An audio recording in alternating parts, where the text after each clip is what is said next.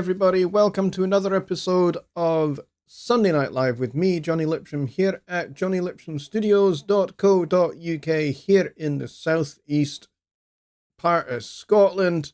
As we all know, Scotland is, of course, the capital of everything. The world, the universe, the solar system, pretty much everything, including that planet Betelgeuse that's about to go supernova. Yep, that's Scotland as well. I hope everybody is doing well and has had a great weekend. It's been a good weekend here. I'm a little bit past my best, but I'm here, and I try to avoid missing a show if I can avoid it. So I'm here, and I'm ready to answer all of your Studio One recording, mixing, and mastering questions. According to YouTube, it says here we have no data, which is a little bit concerning because it says here we have no drop frames in OBS. So I don't know what is going on. It's very strange when it does that. I don't understand why it does that. It'll just say, hey, no data is being received by YouTube. And it's, usually absolutely fine. But I'm not seeing any dropped frames or anything. I'm not getting a red light on OBS, so I'm pretty sure that everything is okay. But still, it's a little bit disconcerting when YouTube starts saying, hey, no data. So anyway.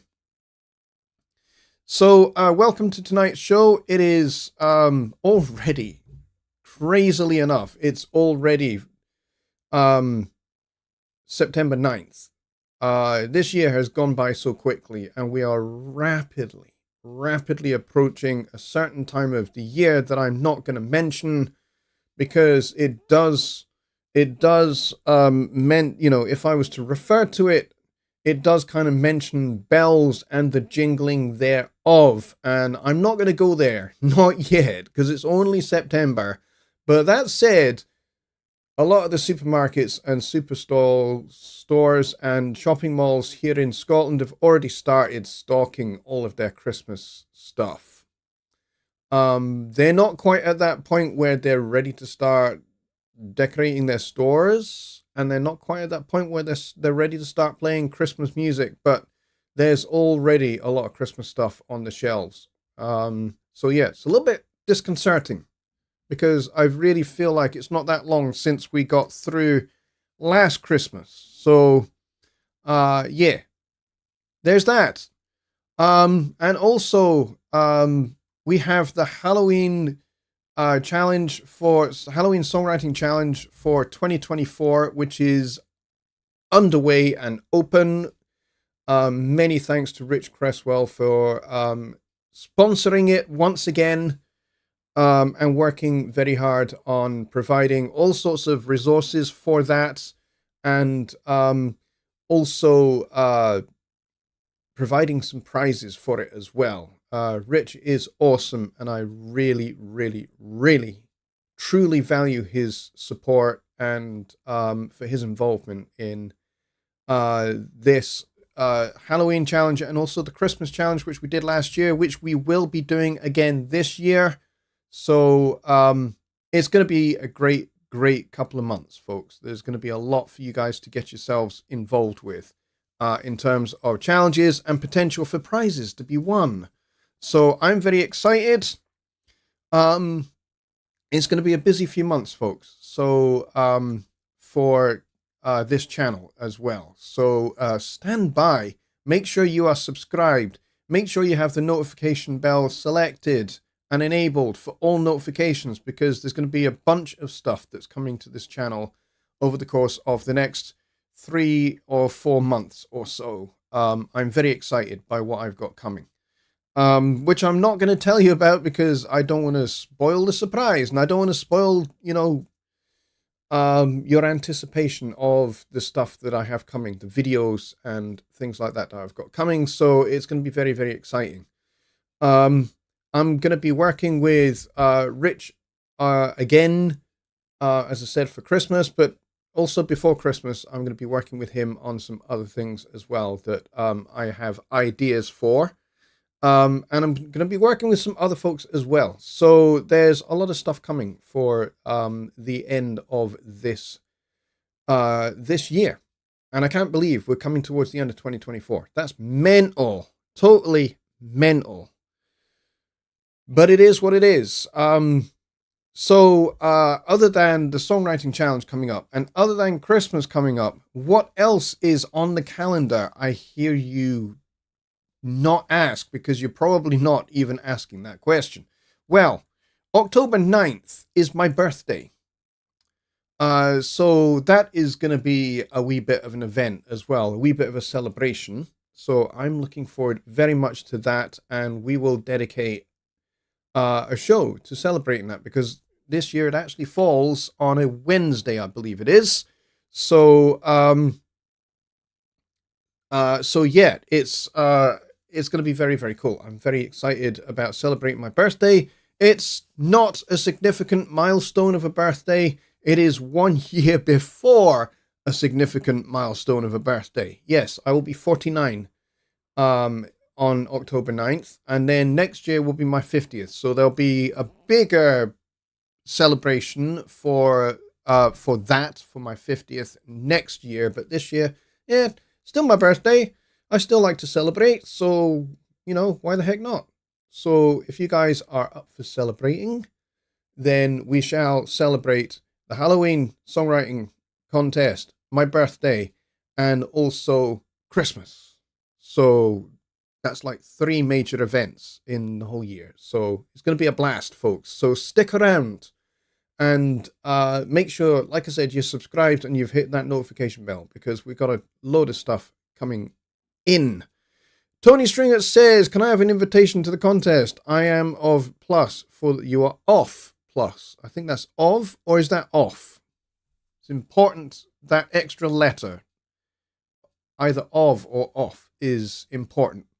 So Tony, if you are currently not using Studio One Plus, or you're not a member of Studio One Plus, that's okay. You don't have to be. Rich Cresswell is the man that you need to make contact with. I don't think he is here tonight, but if you make contact with him through Facebook, you'll find him in any of the Personas Studio One Facebook groups. So reach out to him in those, and he will connect with you and get you added to the workspace. The good news is, you don't have to be a member of Studio One Plus to be involved in any of the songwriting challenges that we have. Because the beauty of it is, to join a workspace, all you need is a my.personas.com account. That's it. So, and it's free to get one of those. So if you have a perpetual license of Studio One, you're in. That's all, because you've got that. So yeah, Tony, please reach out to Rich and say, hey, I want to be added. I missed last week's, or I missed the Wednesday show, the launch show. So if you, and I'm speaking broadly to everybody here, not just to Tony, but if you did not see Wednesday's show, where Rich was a guest on the show and we launched the songwriting challenge officially, and Rich went through all of the resources that we have provided for you, please go and rewatch that show on the replay. Don't do it now because this show is on. So wait until after this show, then go and check out the replay of Wednesday's show, and you'll get all the details of the challenge, what's involved.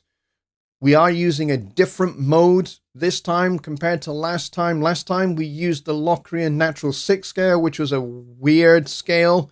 We're using another scale. In fact, we're giving you 2, actually. We're giving you 2, and you can either use one or the other, or you can use a combination of the 2. It doesn't matter. So you can either use G Dorian mode, or you can use G Dorian with the flatted 5th. So that means for the G Dorian flat 5, instead of playing the D, which is the 5th of the scale, you would play D flat instead. And then you play the rest of the scale. So that's what it sounds like.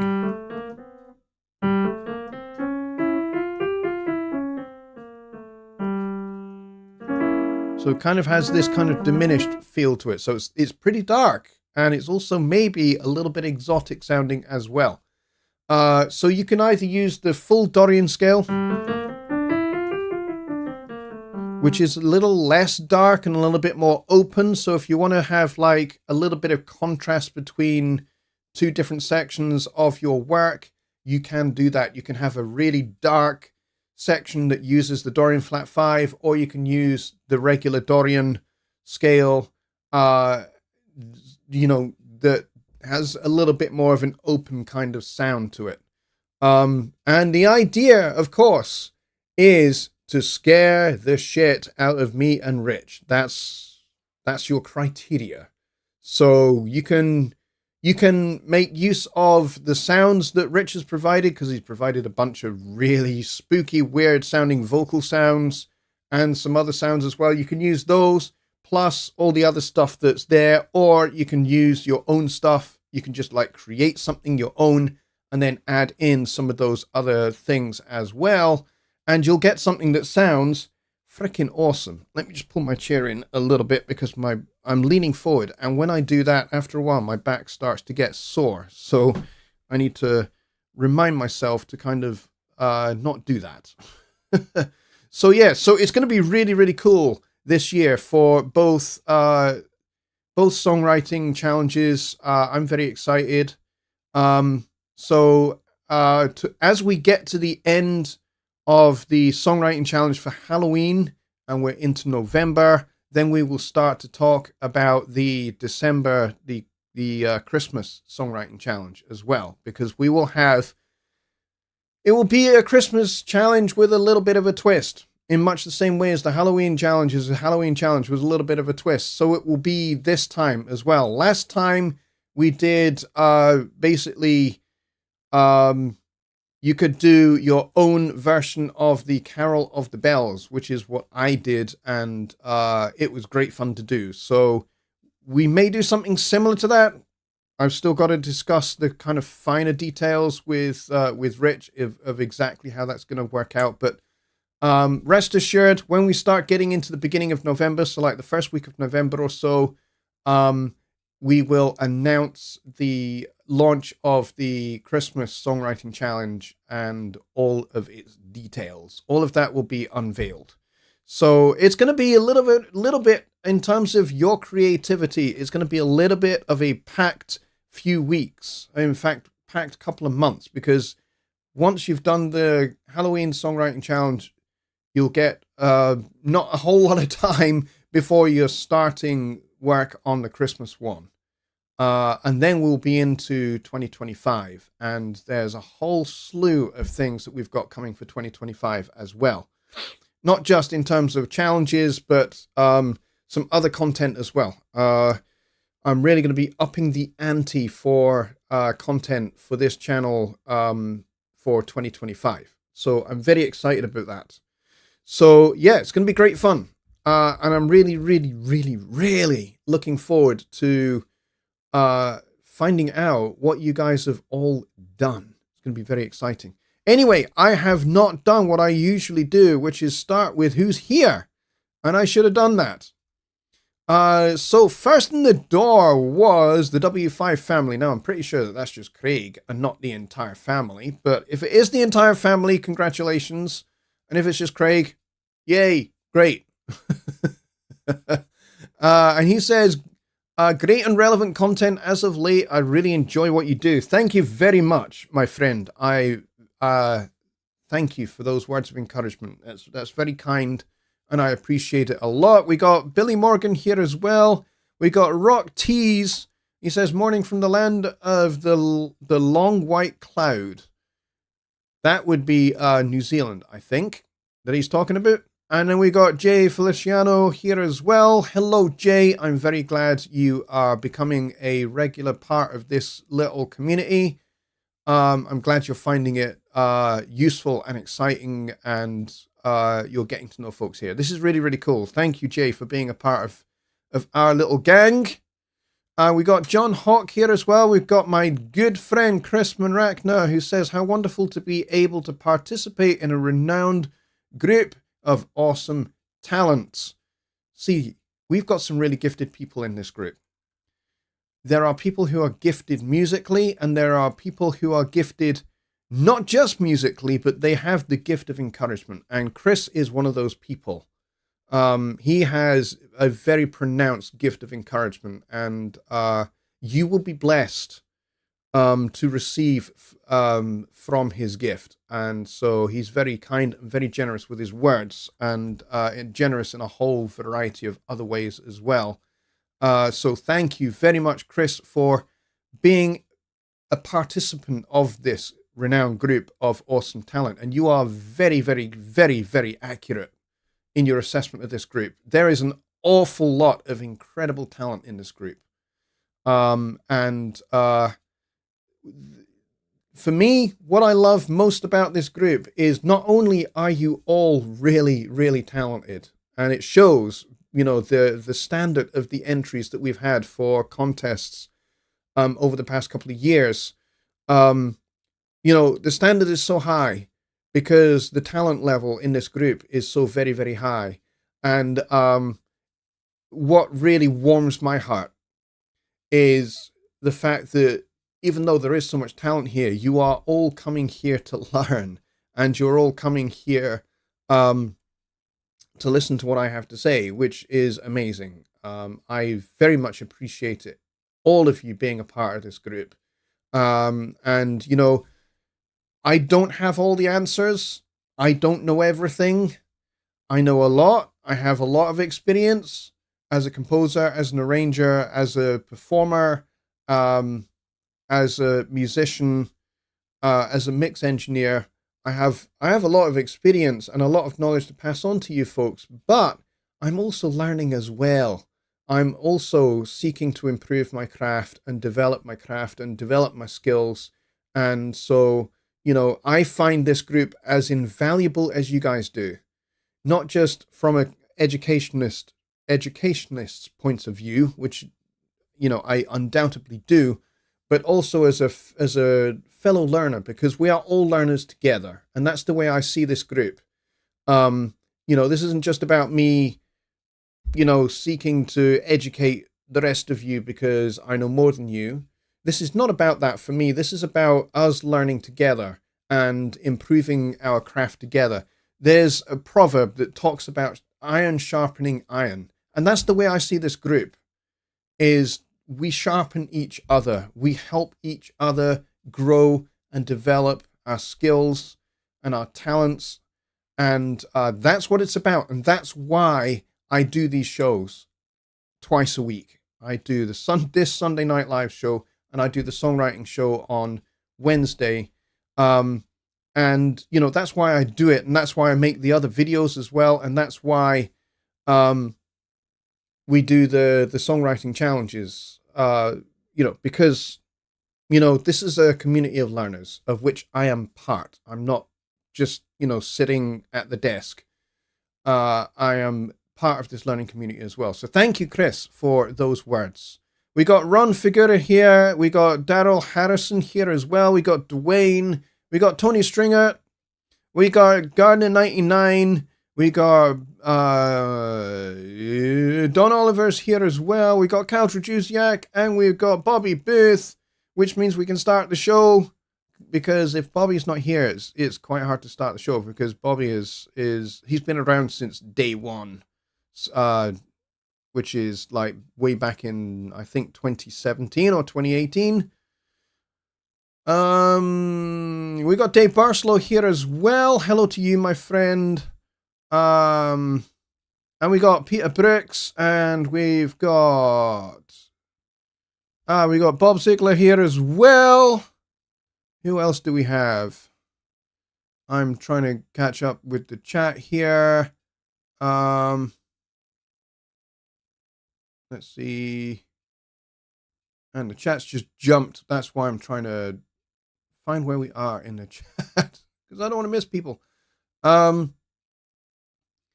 We got Mike Johnson here as well, over in the Philippines. Mike, I'm amazed you're still awake, my friend.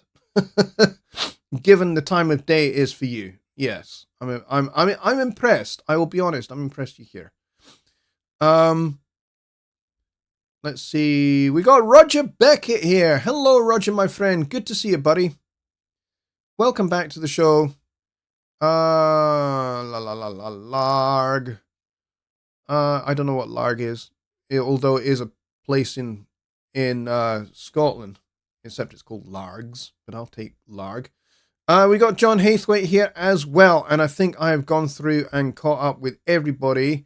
So, I know we're like 23 minutes into the show, but if you want to ask a question about recording, mixing, mastering, and or Studio One, then please do type at Jonny Lipsham Studios at the start of your message in the chat and ask the question.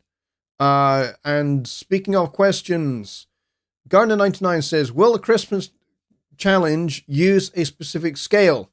That is yet to be revealed. I'm not going to go into the Christmas challenge yet because we've only just launched the Halloween challenge. Halloween challenge is using 2 scales. You can either use, you can use either one of them. I don't know why I'm doing this, so I'm going to stop.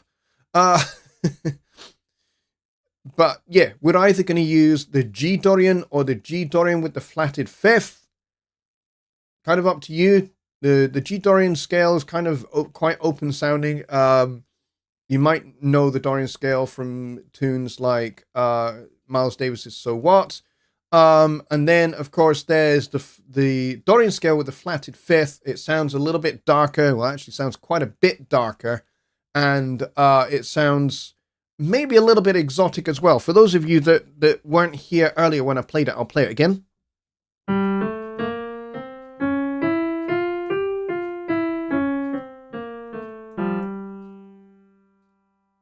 So chord 1 is neither major nor minor in this scale. It's diminished, which basically means it's a stack of minor thirds. Because you've got the flatted 5th as well as the flatted 3rd. So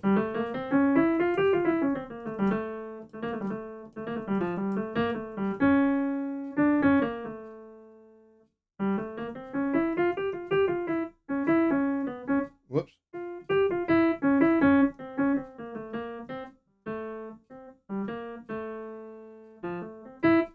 But chord 7 is F major 7, so you can contrast.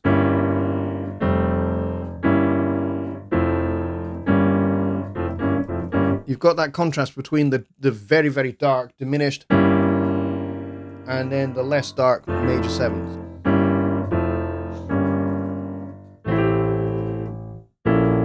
And then chord 3 is this rather curious sounding chord. And then chord 4 is a little bit kind of more regular C minor. And then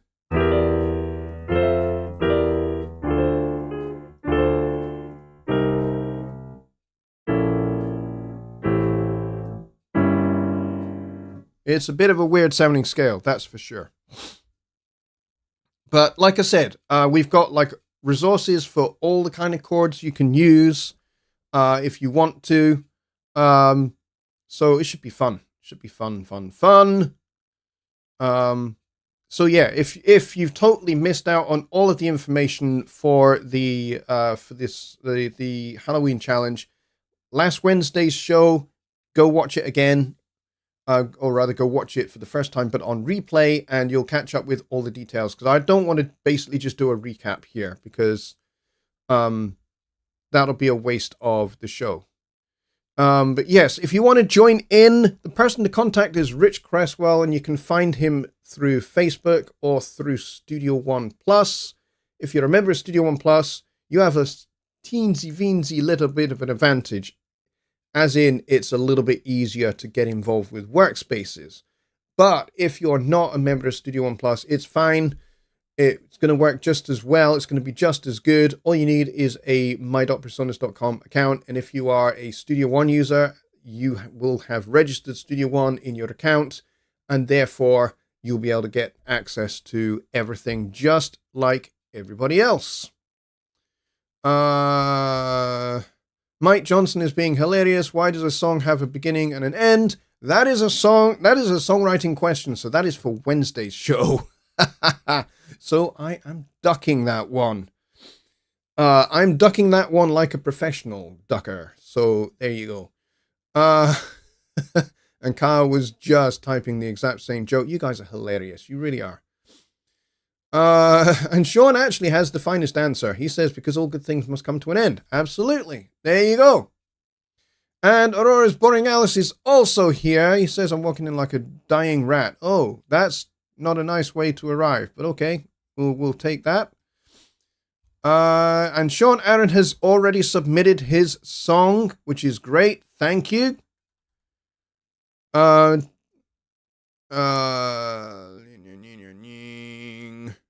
don't know why I said that, but I'm reading through the chat. Tony says, accept me then, I can't reach it. Yeah, like I said, you need to contact Rich Cresswell. He will get you squared away, I promise. We are not going to have anybody miss out on this because they just weren't able to get in.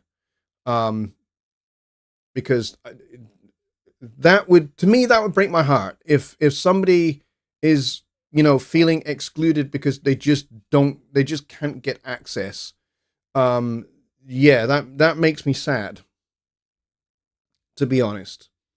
But yes, you can get hold of Rich and he will get that sorted out for you and he will get you added to the workspace. But I can't do it because I'm not an administrator of the workspace. Rich Cresswell is.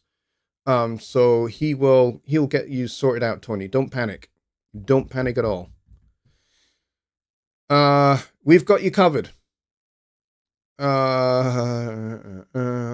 Neil Thompson is here. He says, holy crap, it's between 6 p.m. and 7 p.m. and I've miraculously looked at the clock and realized the show is on. Well done. I'm glad you're here, though. And Billy Morgan has posted a link to the show on Wednesday. So if you want to check that out, please grab that link and bookmark it. And Bobby Booth is helping out Tony. Thank you for that. I appreciate that, Bobby.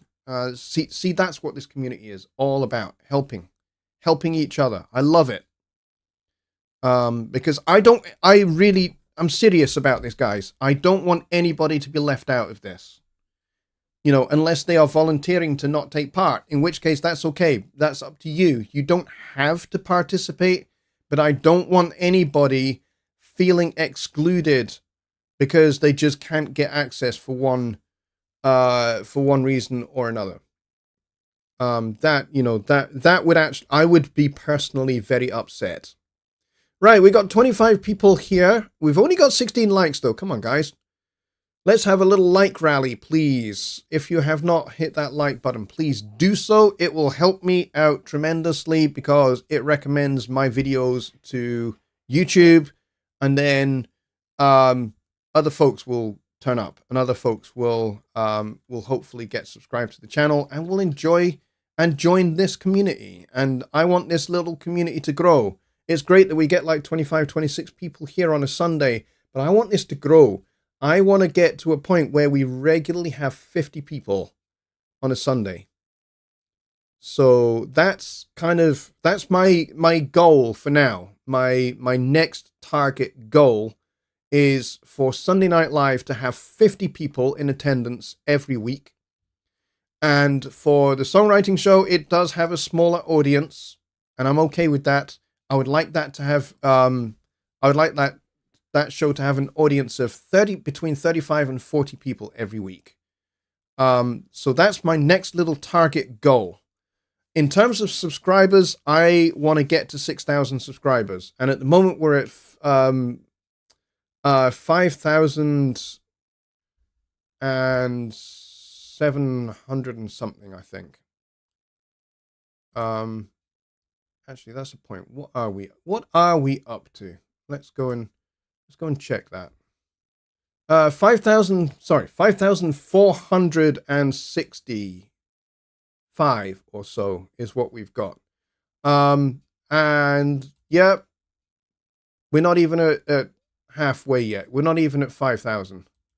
5,500. So I want to get up to 6,000 subscribers by the middle of next year. So, you know, when we get to like the end of spring next year, going into summer, I want to hit 6,000 at that point. So I would really appreciate your help in being able to help me do that. So if you know people for whom this show, the songwriting show, and all of my other videos are going to be helpful, then please recommend them and share these videos, share these shows with your friends and with people you know that would find this stuff really helpful. Let's get them involved in our little community. I would love that. Gardner99 says the Dorian scale is a type of minor scale that some say has a serious, triumphant, or energized sobriety quality rather than a purely sad quality. However, music in a minor key is sometimes described as sounding more ominous, sad, mysterious, or solemn than music in a major key. All of that is definitely true. All of that is definitely true. For sure. That's good, Tony. I appreciate that. My dog Dorian ran into a wall, so now his nose is flat. That's very good. All right, anyone got a Studio One question or a question about recording or mixing or mastering? So, you know, if you've got questions about EQ, if you've got questions about compression, or if you've got questions about balance and panning and all of that stuff, or if you've got a specific question about Studio One, then please do get those in the chat, and I would be happy to attempt to answer them, because that's what this show is all about. But yeah, so we've got lots of stuff coming. We've got the songwriting challenge, which is ongoing just now. And then we've got the Christmas songwriting challenge. And in between that, I've got a bunch of videos that I have been making over the last several weeks, which will be released. They're not ready for release yet. I have a lot of editing work to do. And so yeah, so once we have those videos all edited and ready to go, they will be uploaded. So make sure that notification bell is on so you get the notification about the video going out. So you don't miss a thing, because I don't want you guys to miss anything. All right, anybody got anything else? Otherwise, this is going to be a really, really short show. And I think in the 8 years or so that we've been doing this, 7 or 8 years that we've been doing Sunday Night Live, I don't think we've ever had a show that has not been its full hour long. So, and by the way, this is show number 347. For those of you that are counting, 347. Sunday Night Lives. That is a lot of shows. So we are 3 shows away from 350. So count forward 3 Sundays, folks, and mark it in your calendars, because there will be a celebration of the 350th show, just like there was for the 300th show. There will be a celebration for the 350th show as well. So so that's going to be in 3 Sundays' time, folks. So mark that one in your calendar. Make sure you are going to be here. I want to have as full a crowd as I can possibly get in the next 3 Sundays. So, what, pray tell, is the date in 3 Sundays' time? Well, next Sunday is the 16th. Sorry, the 15th. Next Sunday is the 15th, then it's the 22nd, then it's the 29th. So it will be the last Sunday of September. And that will be the show number 350. So yes, we will have a bit of a party to celebrate that. So I would love it if we have a nice big crowd for that. Okay, Garden99 says, will Studio One ever have stem separation? I don't know. Maybe. Who knows? There's a lot of DAWs out there that certainly do seem to have it, and there are certainly some very, very good AI tools out there for stem separation. But whether it'll have it natively, I couldn't say. I mean, I couldn't say anyway because I work for the company and I'm unfortunately covered by NDA, so I couldn't say even if I did know. But I'm telling you quite honestly, dunno. But, you know, it is a popular feature request. I'll tell you that much. There is a feature request over at answers.presonus.com, and it's a very popular one. A lot of people have voted that one up, so it may well get added. Let's see. Neil says, I'm kind of wondering if there might be an open ticket regarding plugin windows resizing themselves smaller with each opening and closing of said window. Yes, there is. We are aware of that one. In some cases, the issue is not a Studio One issue. It's actually with the plugin. With the plugin GUI itself. There are some plugins where there is a bug with those particular plugins.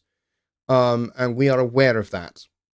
But we're also aware of some of the native plugins actually have been doing that as well. So yes, that is something that we are aware of. Let's see. Can you show us how to use patches for external instruments? If I had external instruments to show that with, yes, I would, John, but I don't. I don't have any external gear whereby I can actually show how to use patches. Unfortunately. Now, Gregor has done a video on that very subject, so you can go and search the Presonus YouTube channel for that video and you should find it. He's done a very good one, actually, because he does have a bunch of external hardware synthesizers. I think he has fewer now than he did because I think he's downsized a little bit. He did have a Euro rack, which I believe he has sold, but he's still got some other synths. And I believe he still has those set up as external synths in Studio One, and therefore has patches and all of that kind of set up. But yes, it is possible to have patch and bank changes in the track inspector in Studio One and send that data to and from the device. But like I said, I can't actually demonstrate it because I don't actually have the gear to be able to do that with.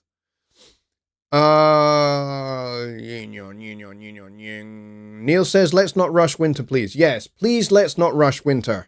Although, being as far north latitude as Scotland is, it's already starting to get dark quite early. But, my least favorite point in the year is that time of the year where it starts going dark at like 3 o'clock in the afternoon.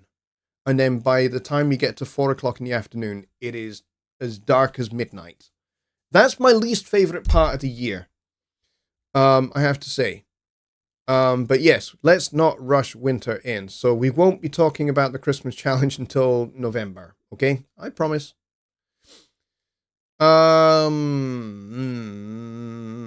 Ron says, is an SSD a good idea for long-term storage as opposed to a spinning hard drive?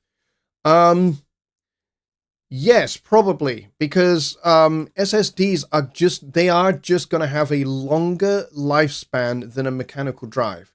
That said, if you're using the mechanical drive mostly for storage, then it's the platters themselves are not going to be spinning up regularly. Like if you have a hard drive, a mechanical hard drive that is just strictly for archiving, then that drive is not going to be spun up very much, which means the platter's not going to, burn out, get destroyed quite so easily. So for archiving, maybe. But what I would say is if you're using an external spinning hard drive, a mechanical hard drive, make sure that it has a rotational spin speed of 7,200 RPM, 7,200 RPM. If you're using a 5,400 RPM drive, and you're then wanting to stream that data into Studio One, like if you decide you're going to open up a much older song for whatever reason, you're going to have issues because the disk speed is not going to be fast enough. I see this mistake being made quite a bit, and people start getting things like crackles, pops. They start seeing the performance meter pumping and going into the red, and they'll go, oh, maybe it's to do with my device block size. In this instance, no, it's not. It's not the audio device that's the problem.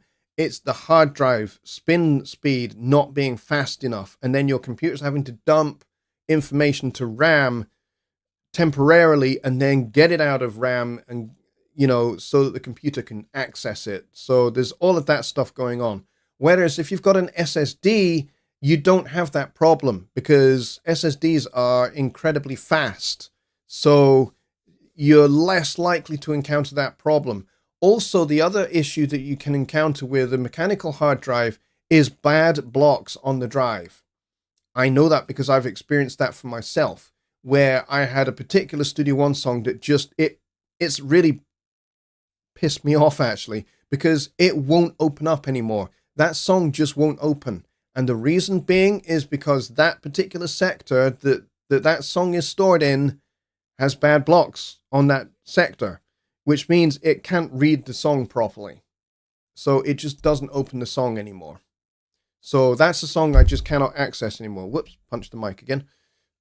So yes, I would say overall an SSD is a much better option than a mechanical drive. Bob Ziegler says, stem separation, please explain why it would be a popular feature. Okay, stem separation is very, very cool. For example, let's say you have a stereo mix of a song. It's just a two-track stereo file of a song. And you maybe want to use that to create a backing track. What stem separation can do is it uses certain technologies whereby it can extract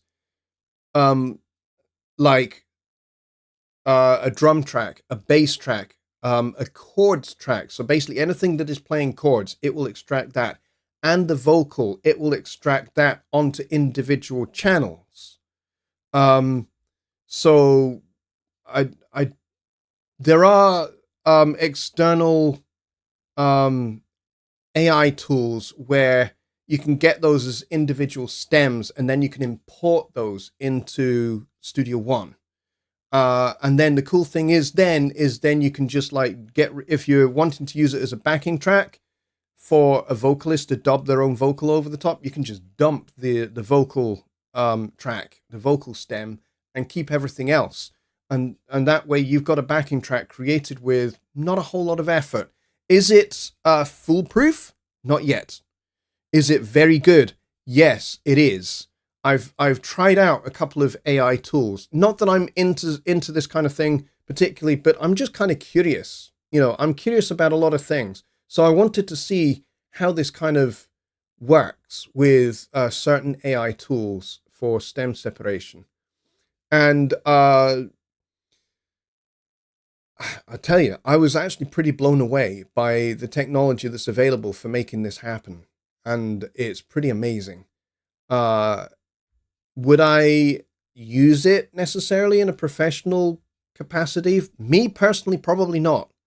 But I can see a lot of use cases for other music producers where, yes, they would use it. It would be a part of what they do or part of a service that they provide to their clients. But it's probably personally not for me. I probably won't really use it that often. But, I mean, another use case is, for example, let's say you're playing gigs and you're doing covers of, I don't know, let's say Doobie Brothers songs, for example, and you use this AI tool for stem separation, and maybe you're the keyboard player in the band, and you basically want to have this option whereby you can just remove the keyboard track so that you can practice and effectively, rehearse by yourself with a band. So you could use the stem separation tool, import the stems into Studio One, and then just get rid of the keyboard part and leave everything else in place, and then you can play along on your keyboard as if you're playing with the Doobie Brothers, and you can practice through the song, and then when you get to do the show with your band, with your real actual band, you're going to be in a much better position than if you were, doing it some other way. So it's also really useful for doing remixes as well. So if you're doing a remix of a well-known song, and you maybe want to use little snippets of the vocal and then dub a new bass track and a new drum track to the song, and then maybe keep little snippets or extracts of a guitar solo that's in the song, and just move different parts of the song about to do your own kind of collage remix of the song. I mean, this kind of thing is done quite a bit in kind of EDM, and if you want to do like an EDM, I don't know, drum and bass remix of a well-known pop song, for example, you could do that, and you could certainly use stem separation for that kind of thing. For me personally, in the musical world that I inhabit, it's not really a thing. I've never ever been asked to do stem separation of any jazz standards, or anything by Coltrane or Charlie Parker or Dizzy Gillespie, or even the Brecker Brothers or Weather Report, or anything like that. There's just no real need for that kind of thing in the world that I inhabit. But certainly in the DJing world, EDM, all of that kind of music, yes, stem separation is going to be a really, really handy tool. As to whether it'll make its way into Studio One, who knows? I don't know. Maybe. We'll have to see what the future holds, I guess.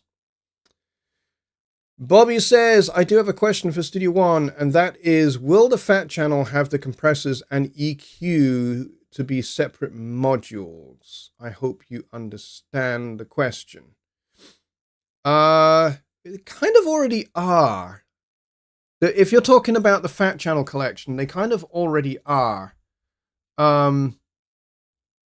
Let's see if I can show you how it currently is with the Fat Channel, and then we can kind of discuss, I guess.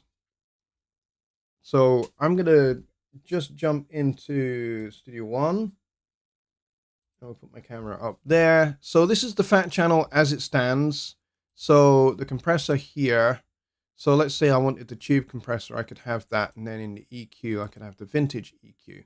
So they kind of are separated into separate modules. But if by what you mean, will these actually be available, like the vintage EQ? Will this be available as its own plugin? Like the vintage EQ and the tube compressor. Will these actually be available as standalone plugins? Probably not, because they are designed specifically for the Fat Channel. Now, here's the thing. How did we come to the Fat Channel collection? They were originally designed for the Studio Live mixers. And they were designed to basically run on the DSP chipset of the Studio Live mixers, so that you could use classic EQs and compressors in a live setting, or in the studio, recording through the Studio Live as an interface, or running it in live mixer mode for a live show. So basically, they are stored inside the Fat Channel. They're installed inside these Series 3 mixers originally. And so that was their original intent. They were designed for the Studio Live mixers. Now, obviously, if you're going to be using Studio One and the Series 3 mixers together, then it kind of makes sense that there should be a version of those inside of Studio One, so that if you let's say you do a mix of a live show in Capture, and you're using the Fat Channel plugins on the Series 3, and you're recording through those and you're using those plugins in Capture, you are definitely going to want to bring that into Studio One for further mixing, right? So you've done your live show, you want to bring it into Studio One to do a live album, for example. So you're going to want to have the native Studio One counterparts of the plugins that you use in the mixer. And you want to be able to transfer the settings that you used on the mixer into Studio One. You can do that. You've been able to do that since Studio One 3.5, I believe. And so that's the original design intent for those vintage EQs and compressors. Will they be kind of pulled out of the fat channel container at some point in the future? Again, who knows? I can't speak to that. So, unfortunately, I can't really say. And it's not that, I know anything. I'm just saying I can't really say because in this particular instance, I don't know. Neil says, yes, I frequently use Presonus native plugins, Level Meter and Spectrum Meter, and both suffer from the resizing problem. I look forward to a point release patch. The Level Meter and Spectrum Meter plugins, they are actually currently the only native Studio One plugins that can actually be resized. So you can actually adjust those. If I go and get, for example, the level meter and stick that on here. So here is the level meter, and this can be resized. So I can make this long and horizontal, or I can make it vertical, or I can make it really, really short. So this guy can actually be resized. This guy and the spectrometer are the only plugins that can be resized. None of the other ones can. So I can make this long and fat if I want to, or I can make it vertical and fat if I want to as well.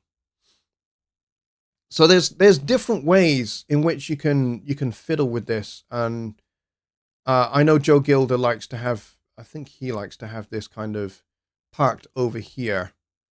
So he has a big meter display. So, when he plays the song, if I just kind of mute this,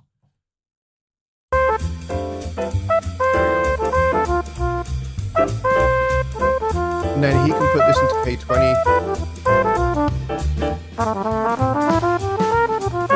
we can put this into the EBUR 128 and we can get our LUFS.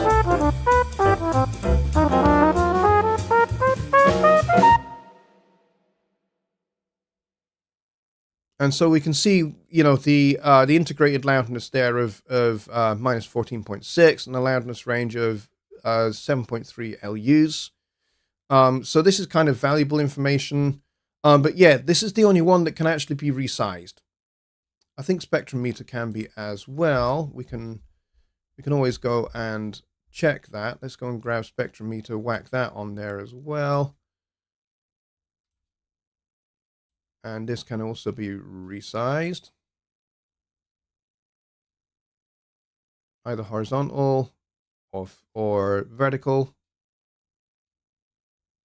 I think if you make it vertical, it kind of is kind of a bit square, but you can make it kind of long and narrow horizontally, but I don't think you can make it skinny.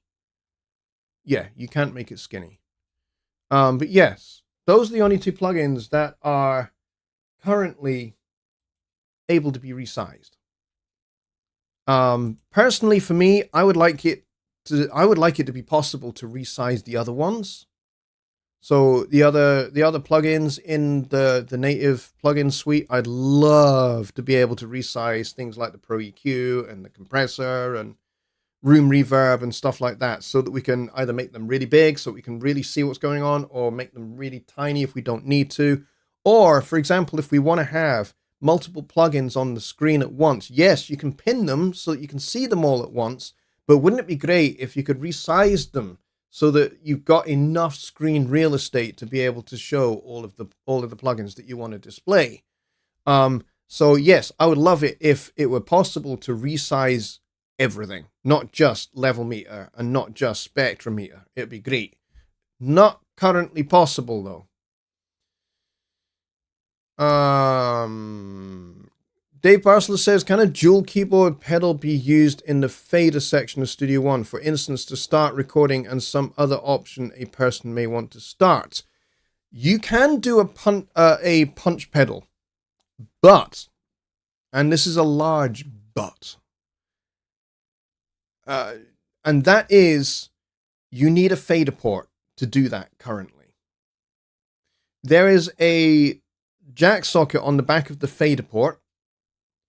And if you have a non-latching pedal, then you can, when you plug that in, you can use that to start and stop, which is great for doing punch-ins and that kind of thing.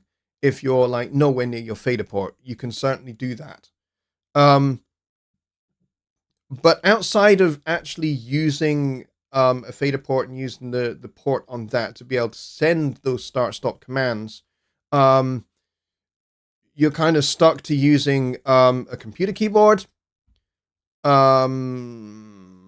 or find a way to send the MIDI data using some other MIDI device. But it has you have to be able to send control data rather than MIDI notes. So, I mean, if you've got a keyboard, like one of the Nectar keyboards, for example, if you got one of those, then you can totally set that up as a control surface as well as a keyboard. All right. But you have to set it up as both as a keyboard and as a control surface. When you do that and you use I think the Nectar keyboards have a special integration file that you have to install into Studio One. Once you've got that, you can use buttons on the keyboard to trigger start and stop and record and other transport buttons. So yeah, so that's kind of how that would work. Let's see. Just Bob says, using Persona stock plugins, how is a wah pedal effect created? I'm assuming automation is needed. How to create that effect without buying a third-party plugin? Ampire. Ampire is your answer, or pedal board. Either Ampire or pedal board will do it. There is a wah-wah pedal on the pedal board, and I've done this. I've done this for an album that I did a while ago called Belonging to Tomorrow, and on the title track, I played a flugelhorn solo using my flugelhorn, which is currently in its case up there, but I used the Ampire wah-wah pedal and some distortion from Ampire as well to create this kind of electric guitar kind of sound, but using a flugelhorn. I'm not a guitar player, but I knew I wanted wah-wah, but I knew I didn't want a guitar. I wanted something else, so I was experimenting with different things. I tried my alto sax. It sounded okay, but it just, to be honest, it just sounded like somebody was like, somebody had like a hornet trapped in a jam jar and was like torturing the little blighter by opening the jar lid a little bit every now and then you just hear the hornet go meow, meow, meow.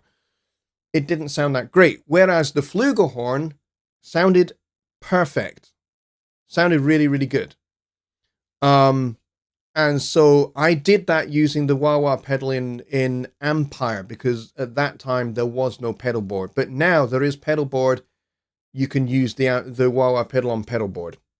And so no third-party plugins required. Not everyone has the pedal board. Everyone that has Studio One Professional has the pedal board. And I think it might even be available in Artist. Not 100% sure of that, but certainly anyone that has Studio One Professional does have access to pedal board.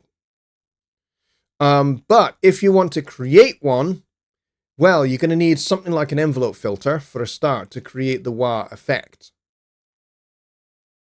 So, or you might be able to recreate it with a talk box. If you've got a talk box, then you can basically use the talk box after the fact to create the wah-wah. Walter Becker famously did that on a Steely Dan cover of Duke Ellington's East St. Louis Toodaloo to emulate Bubba Miley's trumpet playing. But he basically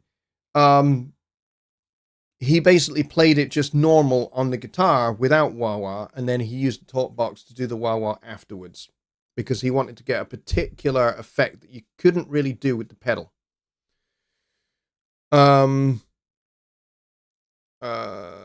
Neil says that's why those two plugins are the only ones with this problem. Close, reopen, close, reopen. They always reopen smaller. This never happened prior to about version 6.5. Yes, it is a known issue.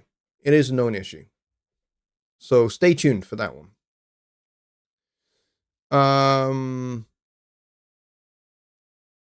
Just Bob says the wah pedal is fashioned to those that don't have ampere but want to create the effect. I'm not sure I'm understanding you here, Bob.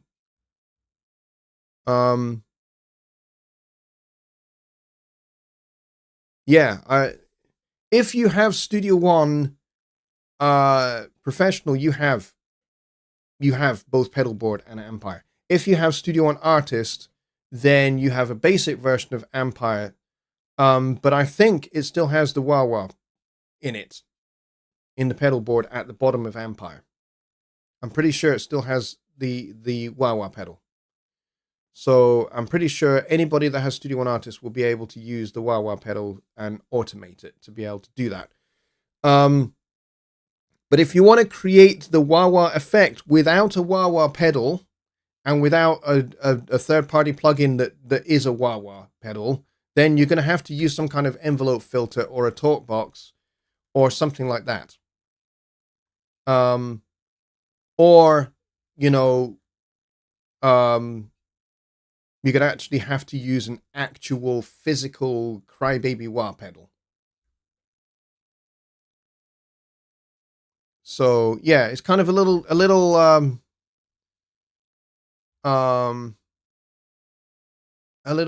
tricky, that one. Bobby Booth says the best thing that Presonus did was to come out with covers for the fader ports. Oh, you mean those plastic covers? Yeah, that's not actually Presonus. That's actually a third-party manufacturer that made those, and they just saw that there was a gap in the market for them, so they made them. But yeah, those plastic covers, like the one that Jonny Geib has for his Faderport 16, and they make one for the single-channel Faderport and the Faderport 8. That's not actually Presonus. That's a third-party company that makes those.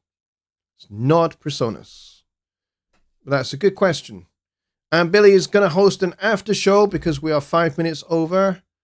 Ron is talking to Dave Barstow. There's not enough information there to make an informed decision. Let me go back up and see if I can find what that was. Oh, yes, I kind of answered that one.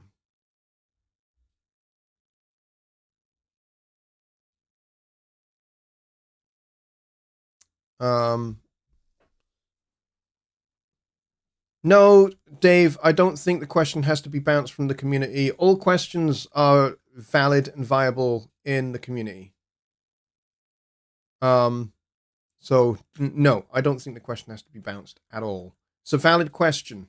And I gave an answer to it, which is, if you want to do start stop, you need to have either a keyboard that can be set up as a control surface, as well as a keyboard that has buttons that you can map to transport and all of that. So you can do start and stop with a button on the keyboard, or use plug a sustain pedal into the back of a fader port. There's a specific socket on the back of the fader port for that very purpose, so that you can use it as a punch to start and stop.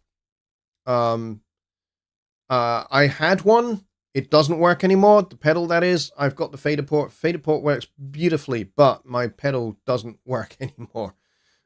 So I can't do that. But there again, I'm not too far. If I'm playing my keyboards over here, I'm not too far away from the fader port, so I can just reach over. It's not a big deal.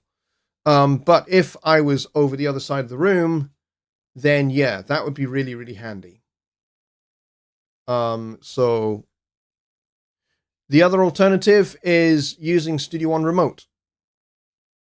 And you can get Studio One Remote for your Android phone, for an iOS device, like an iPad or something like that. And then, just have that on your music stand next to you wherever you are, and then have that connected to your Studio One session. And then you can control start and stop from there. You just literally tap the button on the app, and it will start and stop.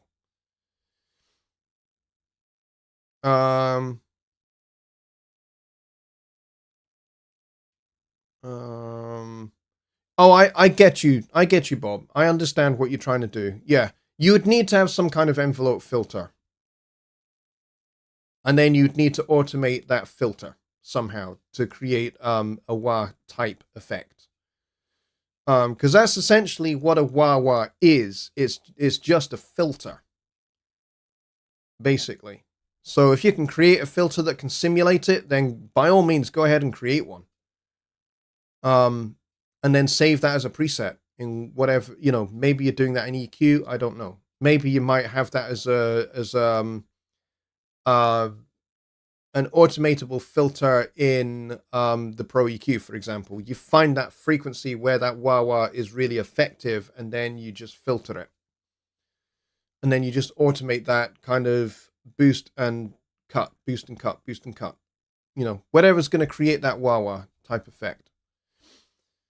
All right, we are out of time. Thank you very much, everybody, for coming. I appreciate it, everybody. You guys are the best, and I value your input into this show and your questions a lot. You guys are fantastic.